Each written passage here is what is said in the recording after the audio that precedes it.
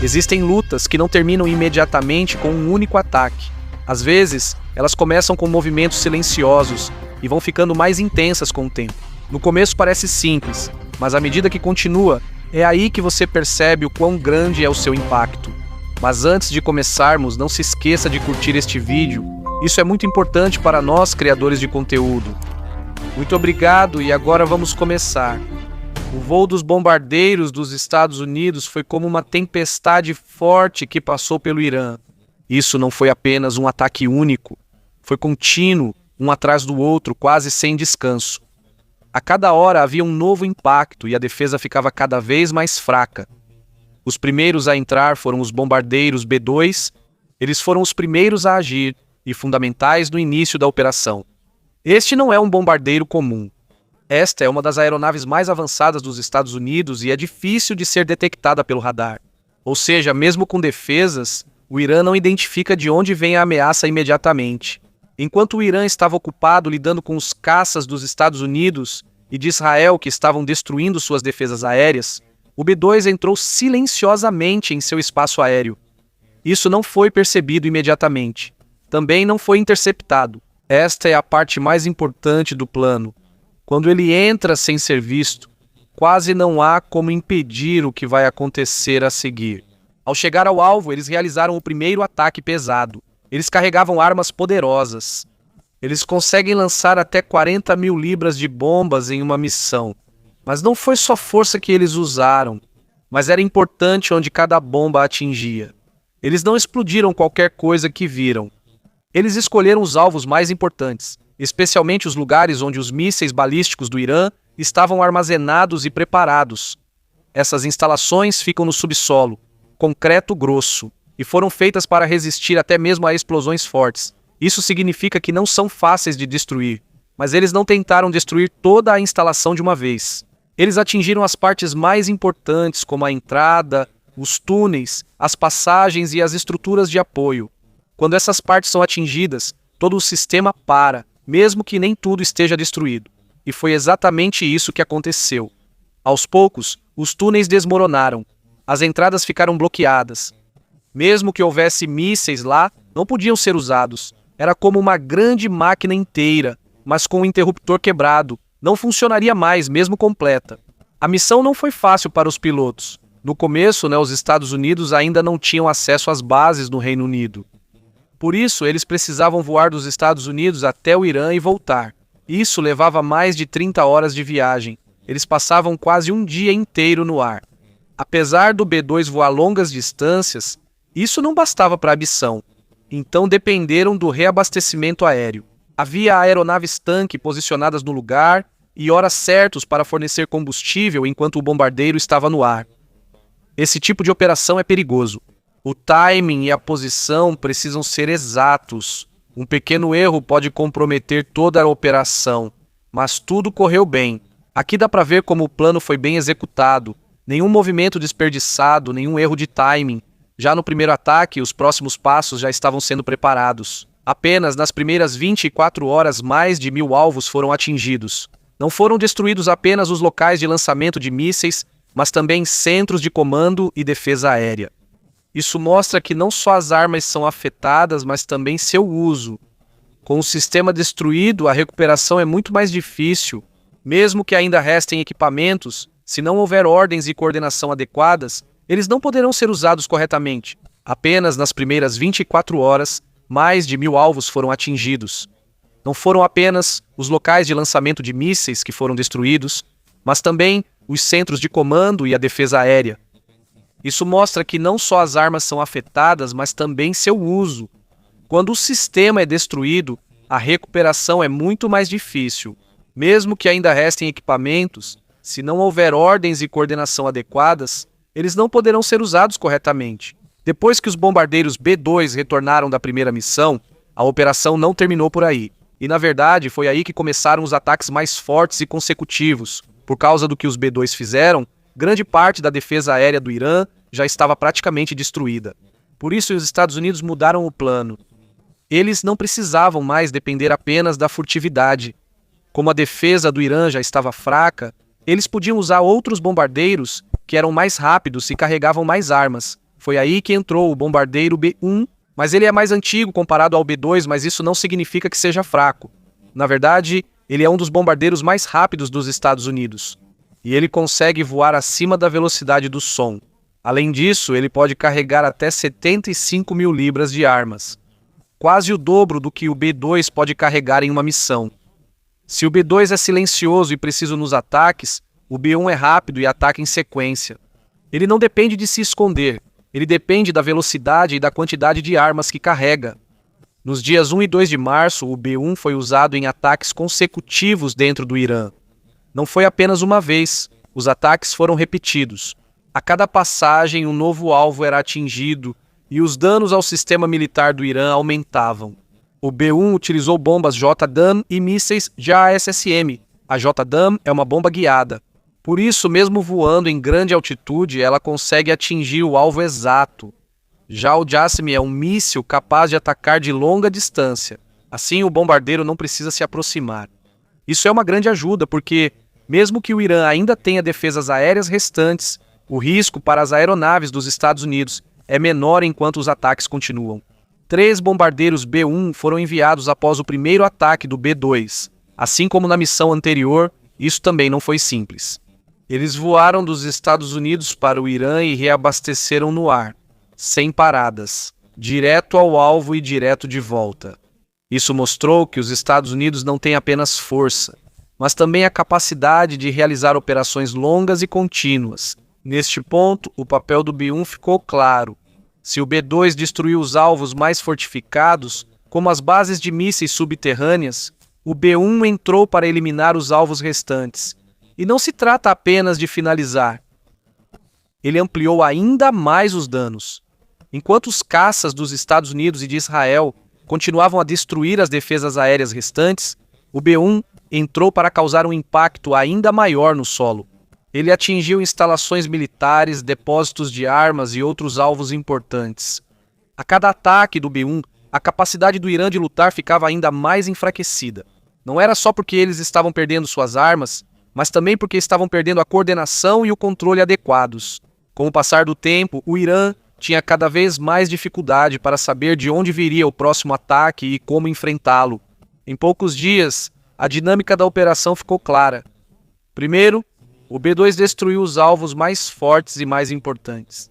Em segundo lugar, o B-1 entrou para ampliar os danos e acabar com o que restava.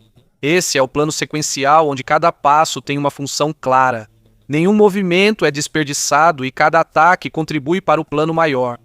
Neste ponto, quase nada mais pode ser feito pelo Irã para impedir esse tipo de ataque.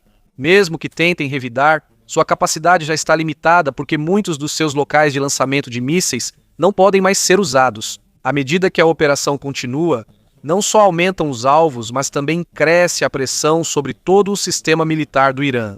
E à medida que sua capacidade continua a enfraquecer, fica mais claro que isso não é apenas um ataque simples, é uma destruição planejada de toda a defesa do país. E mesmo com tudo isso acontecendo, essa ainda não é a parte mais pesada da operação. Ainda vem algo mais intenso, com efeitos contínuos. Enquanto os ataques consecutivos do B-1 continuam, a situação dentro do Irã piora ainda mais. Já não se trata apenas de alguns alvos. Aos poucos, todo o sistema militar deles está sendo atingido. A cada dia, eles perdem mais coisas. Não são apenas armas, mas também a capacidade de controlar sua própria defesa. Porque mesmo que ainda restem equipamentos, se não puderem ser usados corretamente, praticamente não servem para nada. Um dos mais atingidos foram os centros de comando. É daqui que vêm as ordens de quando usar os mísseis, onde direcionar a defesa e como toda a força militar deve se mover. Quando esses lugares começaram a ser atingidos, os movimentos do Irã ficaram gradualmente desorganizados. Já não estava claro quem estava dando as ordens. Também não havia mais certeza sobre o que fazer em seguida. E enquanto isso acontecia, as aeronaves dos Estados Unidos continuavam a sobrevoar o espaço aéreo sem parar, quase sem descanso. A cada hora, havia um novo ataque acontecendo, incluindo algumas partes da marinha do Irã sendo atingidas. Alguns navios ficaram inutilizados e outros foram completamente destruídos. Isso significa que não só a terra e o espaço aéreo foram afetados, mas também o mar. À medida que os danos aumentavam, as opções do Irã ficavam ainda mais comprometidas, mas havia cada vez menos lugares para onde eles podiam recuar ou se reagrupar. Em poucos dias, mais de 2.000 alvos foram atingidos, desde locais de lançamento de mísseis até depósitos e outros pontos militares relacionados às suas operações. Isso não foi aleatório. Todos os alvos estavam conectados à capacidade do Irã de lutar. Eles foram gradualmente privados de suas capacidades em cada área. Neste ponto, começou-se a haver uma grande mudança. A luta não era equilibrada. Os Estados Unidos já tinham o controle do espaço aéreo, e quando você controla o espaço aéreo, fica mais fácil controlar a luta em terra. Eles podiam se mover com mais liberdade. Eles podiam escolher alvos mais rapidamente, e quase nada podia detê-los. Por causa disso, o plano mudou novamente. De ataques rápidos e poderosos no início, os Estados Unidos passaram a exercer pressão contínua. Não era mais apenas um grande ataque, mas ataques diários. Isso era uma pressão contínua sobre o inimigo, sem descanso, sem tempo para se recuperar. A cada dia, as forças restantes do Irã ficavam ainda mais esgotadas. E para conseguir isso, os Estados Unidos trouxeram mais um bombardeiro que já é usado há muito tempo, mas até hoje continua poderoso. O B-52, este é o próximo a entrar em operação. E é aqui que começará o ataque mais pesado e contínuo. Com a entrada do B-52, a direção da operação mudou novamente. Se o B-2 é silencioso e o B-1 é rápido e pesado, o B-52, por sua vez, é contínuo e incansável. Ele não precisa se esconder nem ter pressa. Sua força está na quantidade de armas que pode despejar e na capacidade de repetir o ataque várias e várias vezes. O B-52 tem sido usado pelos Estados Unidos desde os anos 50, mas até hoje ainda é poderoso. Ele pode carregar até 70.000 libras de armas em uma única missão. Isso significa que a cada voo ele pode atingir muitos alvos. A entrada do B-52 só foi possível graças ao que o B-2 e o B-1 fizeram. Eles foram os primeiros a destruir a defesa aérea do Irã, tornando mais seguro para o B-52 entrar no espaço aéreo. Apesar de não ser stealth, isso não era um grande problema, pois o Irã quase não tinha defesa para impedir. Mas a operação também ficou mais fácil quando o Reino Unido permitiu o uso de sua base. Ao invés de voltar para os Estados Unidos após cada missão, os bombardeiros agora podiam pousar na Força Aérea Real Fairford, reabastecer e imediatamente voltar ao ar. Por causa disso, o ritmo da operação ficou mais rápido, o retorno era mais rápido, os ataques eram contínuos. Quase não havia intervalo entre cada ataque. Desde os primeiros dias de março, já se sentia o impacto do B-52. Ele não fazia apenas um grande ataque, mas sim ataques consecutivos todos os dias. É como se fossem golpes repetidos, até que o alvo fosse completamente destruído. Os alvos também não eram aleatórios. Eram escolhidos lugares que tinham grande impacto na capacidade do Irã de lutar. Isso inclui as instalações militares restantes, depósitos e locais ligados à fabricação de armas. Enquanto o Irã usava seus mísseis restantes, os Estados Unidos atacavam os locais onde eles eram fabricados. Isso mostra que, mesmo tentando aumentar o suprimento, eles já enfrentam dificuldades. Enquanto isso, os centros de comando seguem sendo atingidos. A cada centro que é destruído, a coordenação das forças militares deles fica ainda mais prejudicada. Eles não estão apenas ficando sem armas, mas também estão perdendo a capacidade de usá-las corretamente. Devido ao uso contínuo do B-52, o número de alvos atingidos aumentou rapidamente. Chegou a milhares de alvos em apenas alguns dias. Quase todos os dias, centenas de novos alvos são adicionados. Esse é o efeito da pressão contínua. Isso não dá ao inimigo chance de se recuperar. Mesmo que eles queiram se reorganizar, não tem tempo suficiente porque um novo ataque já está chegando. Neste ponto, o sistema militar do Irã, que já estava enfraquecido, está quase desmoronando. Isso já não é mais uma luta rápida. Isso é um desgaste contínuo das forças restantes. E à medida que esse tipo de ataque continua, fica cada vez mais claro que este ainda não é o passo final. Porque, enquanto os Estados Unidos controlam o espaço aéreo e continuam usando o B-52, ainda há muito mais força que pode ser adicionada à operação. E é aqui que entra o próximo passo. Neste ponto, não é mais só o B-52 que está sendo usado na operação. Como as bases no Reino Unido já estão abertas, ficou mais fácil para os Estados Unidos enviar mais bombardeiros em menos tempo. Eles não precisam mais viajar uma distância enorme dos Estados Unidos em cada missão. Quanto mais rápido o ciclo, mais contínuos são os ataques e maior a pressão sobre o Irã. Na Força Aérea Real Fairford, alguns B-52 estão baseados e revezam para garantir que sempre haja um bombardeiro no céu do Irã. Mesmo que apenas 3 estejam sendo usados ativamente, o impacto já é enorme. A cada ciclo, centenas de bombas podem ser lançadas em diferentes alvos. E se os Estados Unidos quiserem, eles ainda podem aumentar o número de bombardeiros a qualquer momento. Isso ainda não é toda a força deles. Isso significa que eles ainda podem intensificar ainda mais a operação, se necessário. Mas não foi só o B-52 que aumentou. Ao mesmo tempo, ficou mais fácil voltar a usar os bombardeiros B-1. Antes, eles precisavam viajar distâncias muito longas e depender de reabastecimento no ar. Agora, como há uma base mais próxima, eles conseguem voltar mais rápido e participar novamente do próximo ataque. De acordo com os relatos, cerca de 15 bombardeiros voaram simultaneamente do Reino Unido para o Irã. Isso inclui o B-52 e mais B-1, que são usados para ataques consecutivos. Isso significa que não é mais apenas 1 ou 2 bombardeiros atacando, agora são vários, e a cada onda os danos aumentam. Enquanto o B-52 continua despejando armas, o B-1 é usado para atingir diferentes locais de forma mais rápida e consecutiva. Esses dois foram combinados para tornar a operação mais eficaz. Há mais uma mudança importante. Em alguns B-1, certos sistemas de mísseis usados para atacar de longe foram removidos. Isso significa que eles não precisam mais ficar longe do alvo. Agora, eles se aproximam diretamente. E o significado disso é claro. O Irã quase não tem mais defesas suficientes para impedir uma entrada como essa. Se antes era necessário atacar de longe para evitar o perigo, agora eles conseguem se aproximar muito mais sem tanto medo de uma retaliação. Enquanto isso acontece, os alvos dos Estados Unidos também se expandiram. Agora não estão mais focados apenas em locais de mísseis ou bases militares. Incluem também os locais onde as armas são fabricadas, depósitos de equipamentos e outras partes do sistema militar que são importantes para as operações do Irã. Em outras palavras, eles não estão apenas destruindo a capacidade atual do Irã de lutar. Até mesmo a capacidade do Irã de se recuperar no futuro está sendo afetada. Com o passar do tempo, as opções do Irã vão se tornando cada vez mais limitadas. Não é só porque eles estão perdendo seus equipamentos, mas também porque o sistema que os apoia está desaparecendo aos poucos. E enquanto os B-52 e B-1 continuam voando a partir do Reino Unido, a pressão só aumenta.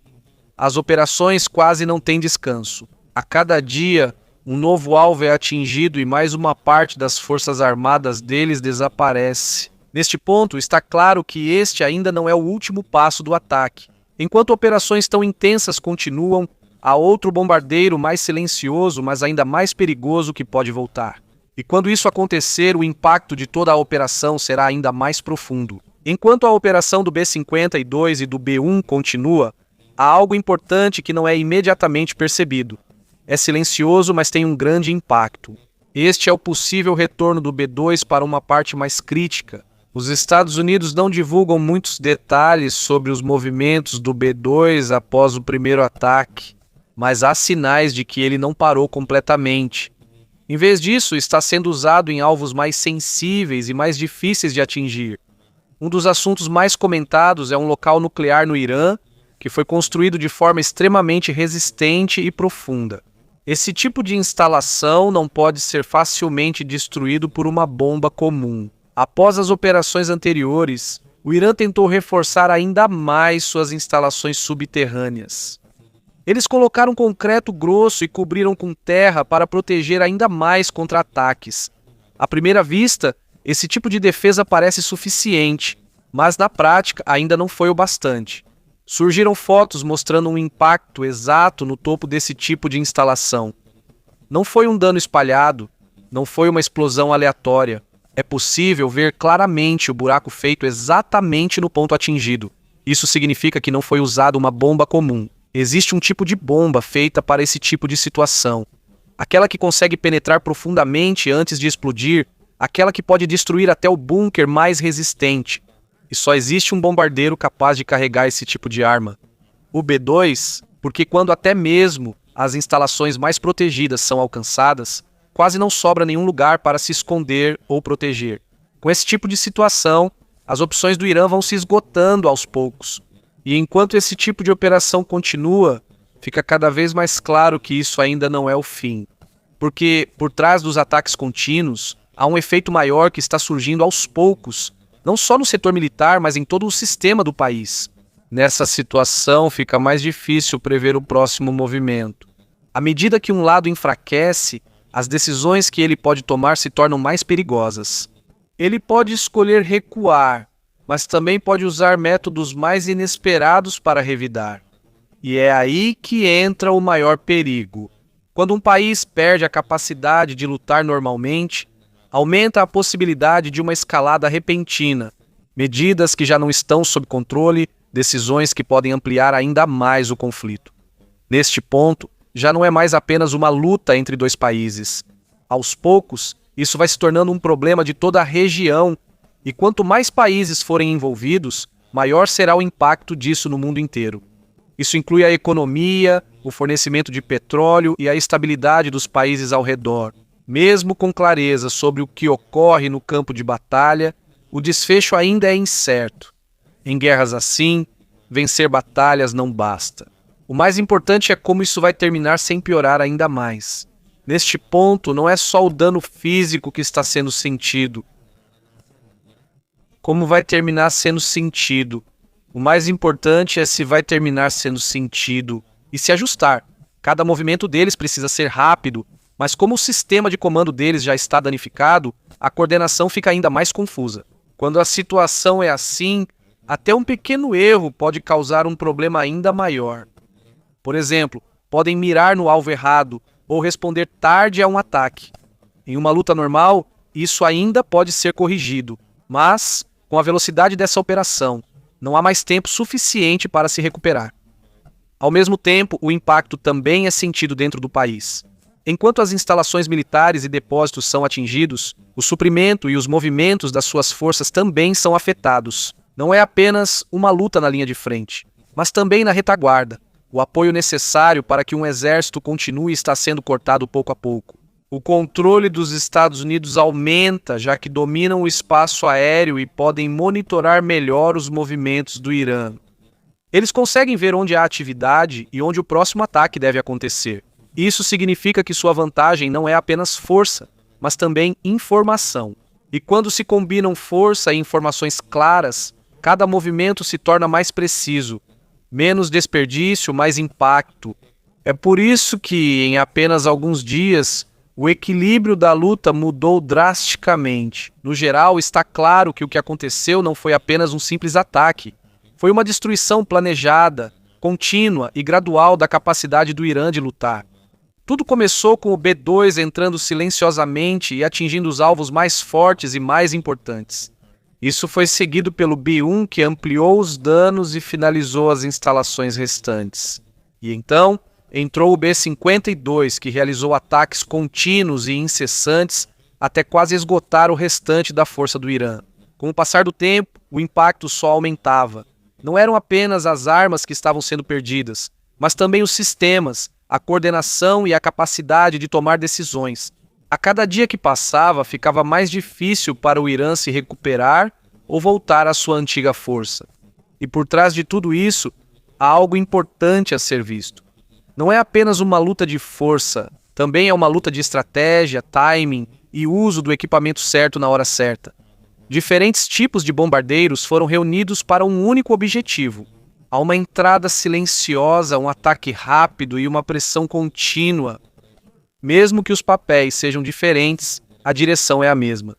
Enquanto isso acontece, a diferença de força entre os dois lados fica mais clara. A luta que poderia ter sido equilibrada agora está quase totalmente sob o controle de um lado só. Mas mesmo nessa situação, isso não significa que o perigo acabou. Em operações desse tipo, existe a possibilidade de a tensão aumentar ainda mais. Outros países podem ser afetados, outros lugares podem acabar envolvidos. E quando isso acontece, pode começar uma luta ainda maior que não envolve mais só um país. Por enquanto, uma coisa está clara. Esta operação não é apenas um ataque. Este é um exemplo claro de como a tecnologia moderna, um bom planejamento e uma pressão constante são usados para mudar o rumo de uma batalha.